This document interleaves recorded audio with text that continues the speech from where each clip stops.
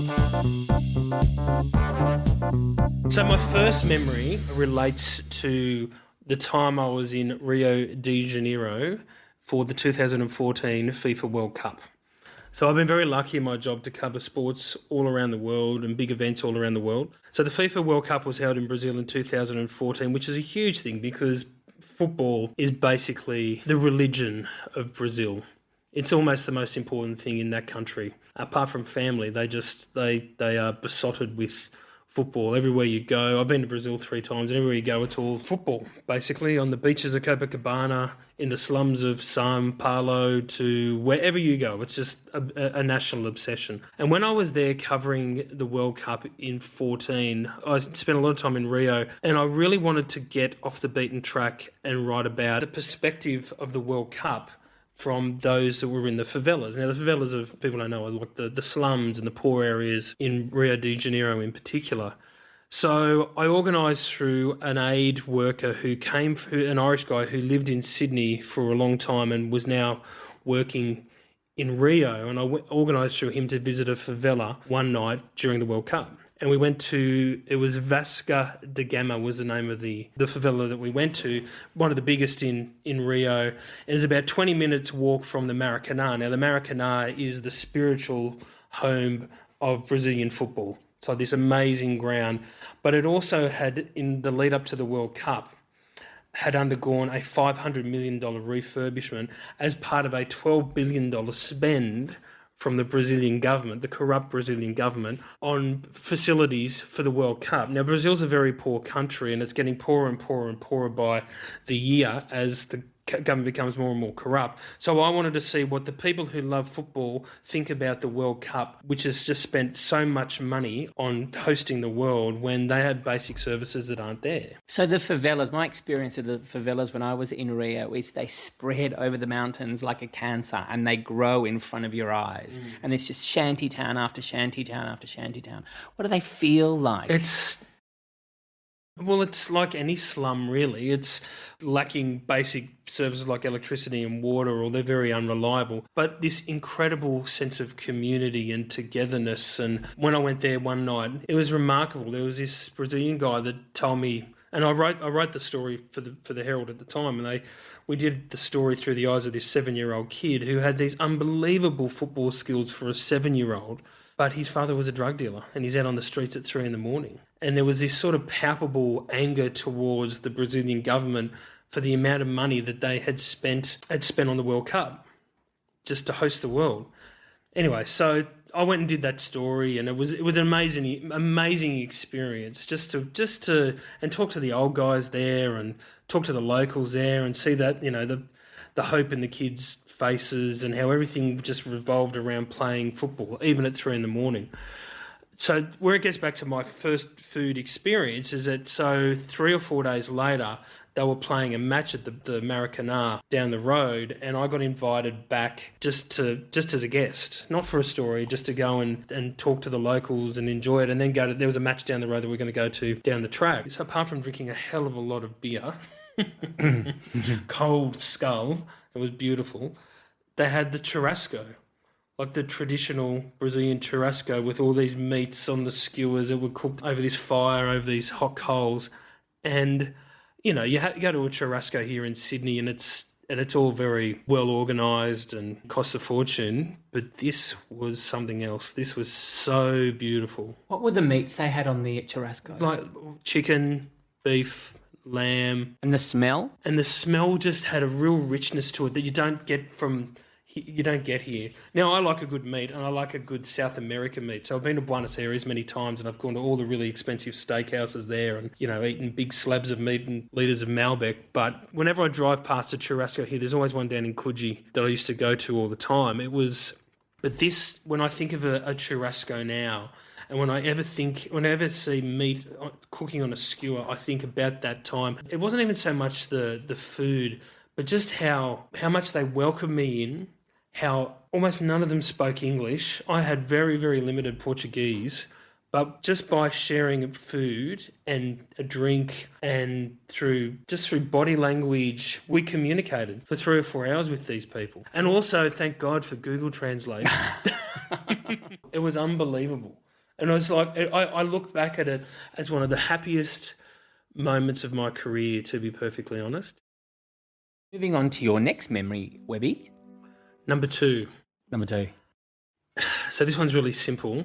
This is eating king prawns with my father down at the wharf in Coffs Harbour after working with him as a bricklayer earlier in the day.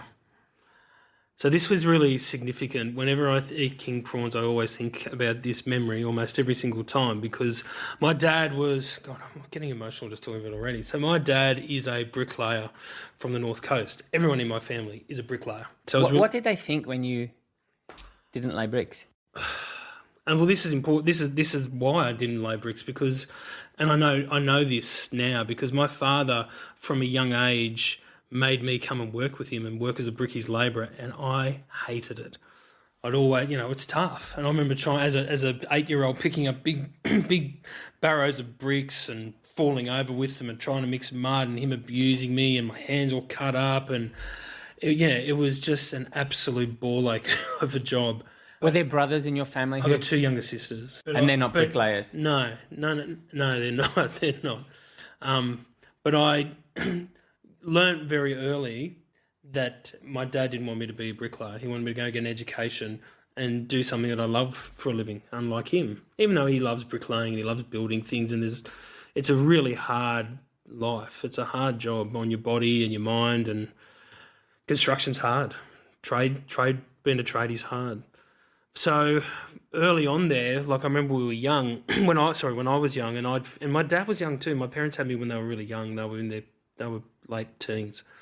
But I'd work on a Saturday morning with Dad, and then we'd finish and we'd get in these Toyota Land Cruisers and we'd go to the fish co-op in Coffs Harbour, and we get a kilo of king prawns and sit there and eat these massive, big, juicy king prawns on the wharf and throw their heads into the water. You'd have the paper bag full of the prawns. Yeah. Take the head off, peel the body shell. Yeah. Tail. Take out the poo line. Take out the poo. I actually keep the poo line. Oh, yuck, it's too crunchy. I don't think about it. I just don't want to waste the back. And this was... Yes, take it... You think you know somebody. It's why would you waste all because that it's full of poo. Prawn Prawn poo. It's very gritty.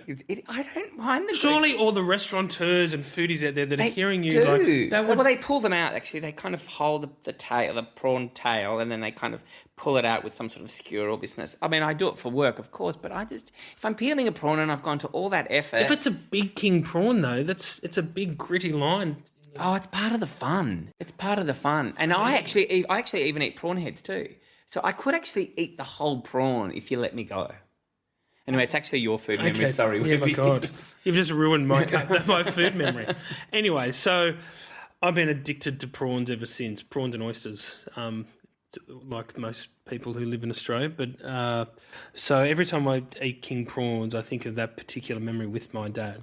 And our relationship became very tight from a young age, but mostly through that, And but at the same time of us bonding after a hard day of work, he was also teaching me the lesson to study, to do what I love for a living. So it drilled into me the importance of identifying what I wanted to do. And I was very lucky. I know a lot of people go halfway through their life and not knowing what they want to do. But I knew from the age of 10.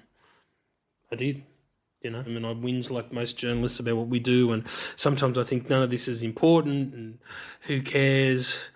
I do love it. I'd like to move on to your third food memory, Webby. This is a bit of a personal favourite of mine, but the memory is yours. I'm not taking it away. Look at the pain in his face. The Maggie Beer burnt fig ice cream. Shut up. Makes me want to be a better man. As if that's possible. As if it's possible. I used to love chocolate paddle pops. Stop. You actually have to go back and tell us about the whole ice cream. So we take the lid off, we peel the paper off the top, and then? And then the burnt fig is sort of like, is just on the top, which is the richest part of it, which is the bit I love the most. And then you just like, and then I always buy... So I buy it from King's Cross, Harris Farms, because I live in the Cross. And I always buy it thinking that's what I'm going to have after I have dinner later that night. and I just sit down and watch sport and just inhale it. The first time I tasted it was in a little tub on a flight in business class, Qantas business class, flying from Sydney to Darwin for the Darwin Cup, of all things. And I remember I got this little tub and I went, oh, Maggie Beer, I know who that is. I've seen the TV shows. She's a nice lady. She's a nice lady. She knows her food. She cooks. She goes all right. South Australia. And anyway, so I remember eating it going, my life has changed forever. Did you sometimes find that caramel, that burnt caramel, there'll be a lot at the top, but if you're really lucky and the machines get it wrong, there's actually a big chunk of it down the bottom, and it's never in the proportion to the ice cream. Oh, I know. So now, and they don't make it in a big enough tub. No, not for people like us. But you know, you can also get them like a ice cream, on a stick. Yeah, it's not the same. Like it's a little Magnum. I know, it's just not. But it's not the same, is it? It's not the same as actually holding that cold tub in your hand. And I love that ice cream. And your hands actually warm up the tub. So they do. But but she's got others. There's others that she's got. They don't compare. Not compared to the burnt fig. But the thing that I love, like I've always so when I grew up, I always loved chocolate battle pops. Then I went to the almond Magnum, which I still love, but nothing on this. Like this is like it's decadent. Yeah. So this ice cream takes you to your happy place. If I get overwhelmed with work and I want to eat my feelings, that's the go-to. That's the go-to for sure.